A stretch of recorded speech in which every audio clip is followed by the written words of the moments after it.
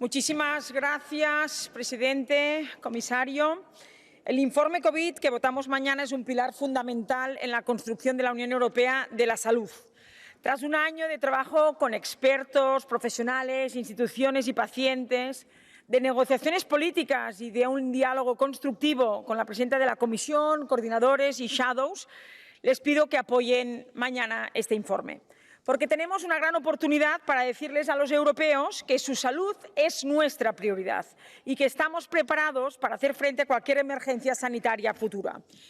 Sí, tenemos una muy buena oportunidad de demostrar hoy aquí que el diálogo y el consenso europeo vuelven a ganar para mejorar la vida de los ciudadanos y fortalecer la Unión Europea. ¿Y por qué es importante aprobar este informe de las lecciones aprendidas de la pandemia? Pues por la salud de todos, por el respeto a la democracia y a los derechos fundamentales, por las políticas sociales y económicas y por el papel de Europa en el mundo. El informe tiene estos 4 pilares que nos enseñan cómo prevenir, prepararnos y en qué debemos mejorar y fortalecer para dar respuestas ante futuras crisis sanitarias. Debemos tener respuestas no solo sobre nuestra salud, sino también sobre nuestra seguridad, libertad, economía social de mercado y estilo de vida europeo. El éxito de la respuesta europea a futuras pandemias depende de la solidaridad, la unidad y la coordinación eficaz entre la Unión Europea y los Estados miembros y sus ciudadanos. Es crucial recordar que nos enfrentamos a una situación sin precedentes y que ha requerido soluciones sin precedentes y en tiempo récord. Aun cuando en las primeras fases de la pandemia se cometieron errores, la Unión Europea respondió con todos los instrumentos a su alcance y creando de nuevos, como la Autoridad Europea de Respuesta a las Emergencias Sanitarias, nuestra ERA. El liderazgo de Europa impulsando la investigación y el desarrollo de vacunas, realizando una compra centralizada con una masiva vacunación universal ha sido crucial para salvar millones de vidas, no solo aquí, sino también en todo el mundo. Europa es una historia de éxito y cuando más lo necesitan los ciudadanos, demuestra estar a la altura. Debemos garantizar que los sanitarios estén protegidos, que no haya escasez de medicamentos y los pacientes con enfermedades crónicas, cáncer, personas con discapacidad, familias vulnerables, no vean retrasados sus diagnósticos y tratamientos. Hay más de 30 millones de personas en Europa que padecen el long COVID, de la que aún sabemos muy poco. Por ello pedimos más investigación y desarrollar diagnósticos y tratamientos integrales. No podemos ignorar la pandemia silenciosa que afecta a nuestra salud mental. Señalamos que es una prioridad absoluta para la Unión Europea y los Estados miembros, pues no hay salud sin salud mental. Subrayamos también la importancia de construir la Unión Europea de la Salud con el enfoque One Health, que busca una acción integrada ante todas las amenazas para la salud, sea ya humana, animal o medioambiental. Pedimos reforzar la autonomía estratégica de Europa en materia de salud, asegurar el acceso a materias primas críticas y una sólida protección de la propiedad intelectual. Debemos aumentar la inversión en sanidad e investigación con más asociación público-privada y la apuesta decidida por una industria farmacéutica competitiva que sea Made in Europe. El respeto a la democracia y a los derechos fundamentales es el segundo pilar del informe.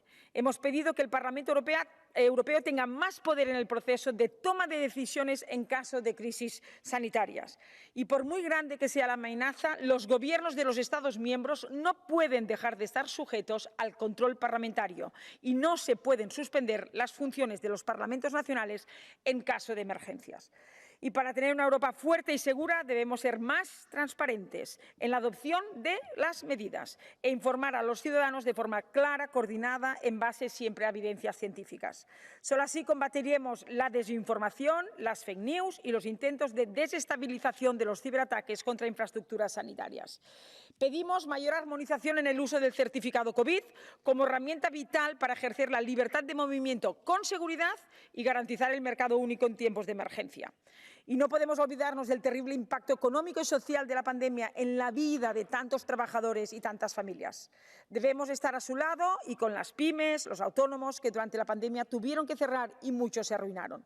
Los fondos Next Generation deben ser ejecutados para ayudar a las familias y a la economía a recuperarse. Debemos apostar por la digitalización, clave para la educación de nuestros hijos, pero también para el tejido empresarial. Y termino. Recomendamos para futuras crisis sanitarias que como norma forma general, las escuelas no se cierren siempre que se pueda proteger la salud de los estudiantes y los profesores, porque hemos visto con mucha preocupación cómo el aislamiento ha afectado la salud mental de nuestros jóvenes. Subrayamos, y termino, subrayamos que la Unión Europea debe liderar la cooperación internacional en la salud global. Hemos apoyado a la Comisión Europea en su firma del acuerdo sobre TRIPS waiver sobre vacunas COVID, propuesto por la OMC, y necesitamos fortalecer iniciativas globales como el Equipo Europa para que países terceros tengan las capacidades de producir medicamentos esenciales y garantizar la salud de sus ciudadanos. Por todo ello y por mucho más que no he podido decir porque ha sido un informe muy largo, les pido el apoyo mañana en la votación. Muchísimas gracias. Hagámoslo por todos los europeos.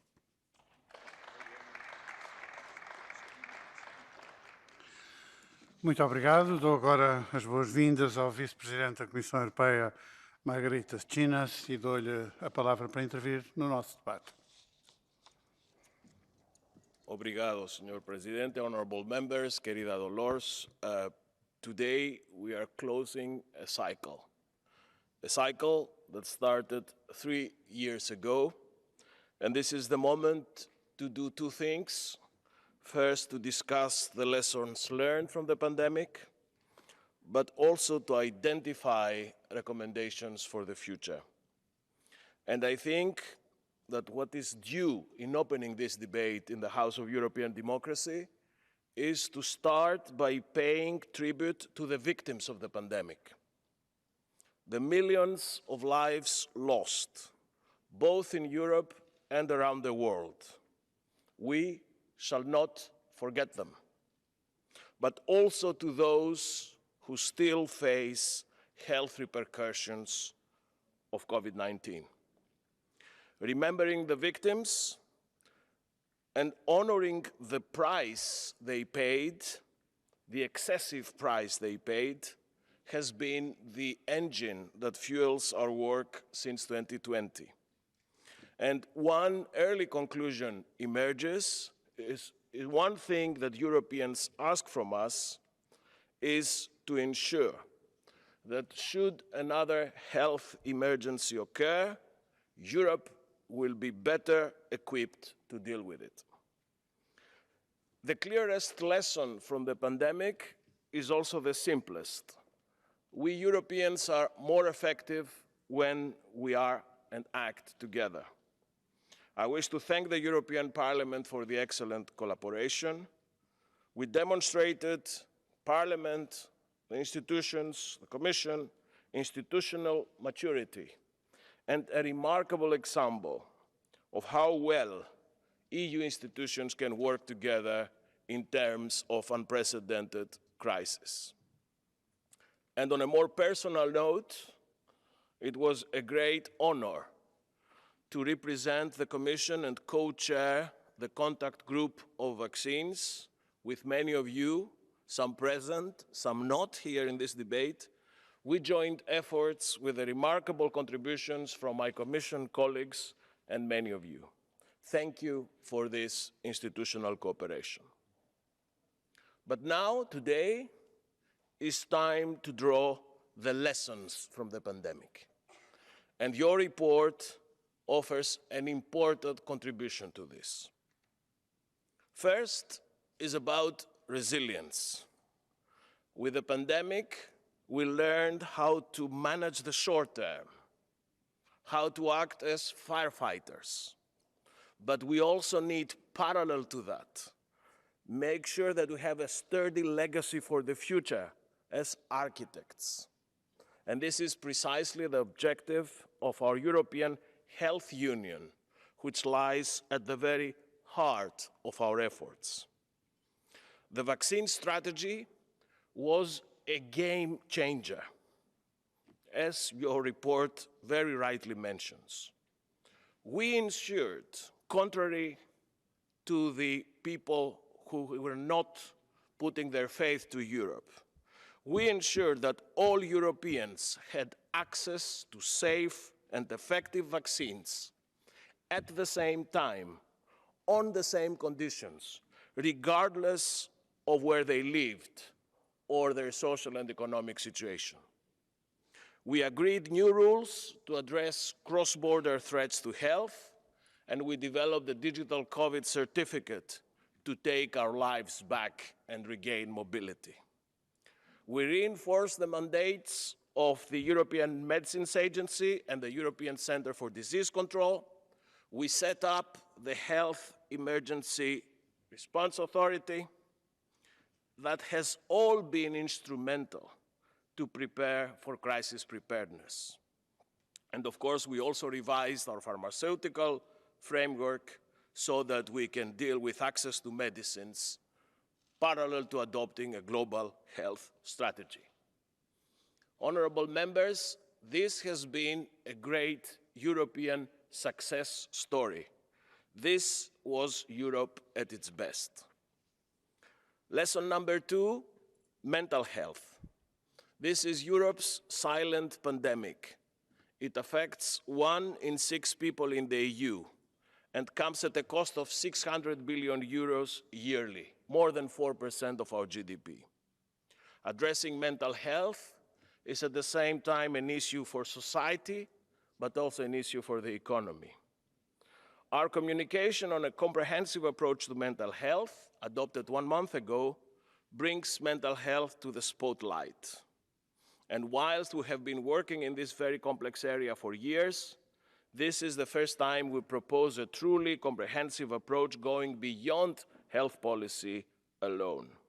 And this is precisely linked to the post-pandemic world that has exacerbated these transformative stressors that have worsened the situation on mental health. Lesson number 3, the internal market. The pandemic taught us that it's vital, crucial in times of crisis to keep supply chains open. Since its creation, HERA is acting as our countermeasures insurance because we don't want to see in Europe anymore the dramatic situation we faced in the early weeks of the pandemic when we realized the cost of shortage of ventilators, masks, or even gloves. Never again Europe will find ourselves in that situation. Supply chains of essential goods are global, and this is why we will keep enhancing efforts with trading partners to secure production, and this is also why we're committed to a new pandemics agreement to foster global cooperation on these issues. The key concept of open strategic autonomy is more timely and more pressing than ever before. Sovereignty and cooperation go together. Lesson number 4, global solidarity. Early in the pandemic, Team Europe mobilized close to 54 billion euros to address the socioeconomic consequences of the pandemic to the rest of the world. Team Europe also contributed to protecting people around the world with more than 500 million vaccines donated, more than any other bloc on the planet. Now, in these post-pandemic times, we must continue to support partners, incentivize local manufacturing capacities, and help vulnerable countries to tackle inequalities. Honorable members, this non-exhaustive list demonstrates examples of European action to shield the health of people within our union and beyond our borders. What we have collectively achieved was nothing short of a miracle. This work will be one of the main legacies of the current political cycle and one of the most telling examples of institutional cooperation. This was Europe at its best. This was the European way of doing things. Thank you. Thank you very much.